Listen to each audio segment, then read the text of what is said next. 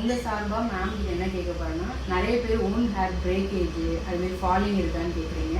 இவங்க வந்து எங்ககிட்ட வந்து கிட்டத்தட்ட 1.5 வருஷமா ஹேர் எக்ஸ்டென்ஷன் பண்ணிட்டு இருக்கோம். உங்களோட ஹேரில் ஏதாச்சும், ஏன்னா இவ்வளோ ஸ்டைல் பண்ணுறீங்க, இவ்வளோ வால்யூம் நம்ம வச்சுருக்கோம், பிரேக்கேஜ் இந்த மாதிரி ஃபால் இந்த மாதிரி ஏதாவது ப்ராப்ளம் நீங்கள் ஃபேஸ் பண்ணியிருக்கீங்க? நீங்கள் பார்த்தீங்கல்ல என்னோட ஹேர் வளர்ந்துருக்கா, எனக்கு பிரேக்கேஜ் எதுவுமே ஆறது கிடையாது. சம்டைம்ஸ் நான் நிறைய ஸ்டைலிங் பண்ணுறதுனால ஸ்பிளிட்டன்ஸ் வர்றதுக்கு சான்சஸ் இருக்குது. என்னோட முடிவையும் சரி எக்ஸ்டென்ஷன்லையும் சரி அது நான் பண்ணுறேன் என்னோட ஸ்டைலிங் கீ ப்ராடக்ட்ஸ் யூஸ் பண்ணுறதுனால. மற்றபடி எந்த பிரேக்கேஜும் இல்லை, எனக்கு ஹேர் ஃபால் எதுவுமே இல்லை. ஓகே, ஏன்னா நீங்கள் நிறைய பயந்தீங்களே எனக்கு ரொம்ப முடி கம்மியாகிடுச்சு, கம்மியாக மெயின்டைன் பண்ணணும், நிறைய ஸ்ப்ரே போட்டுன்னு. இப்போ அதுலேருந்துலாம் உங்களுக்கு ஓகே பயங்கர ரிலீஃபாக இருக்குது, ஹாப்பியாக இருக்குது, கான்ஃபிடென்ட் ஆகிடும். ஆமாம்.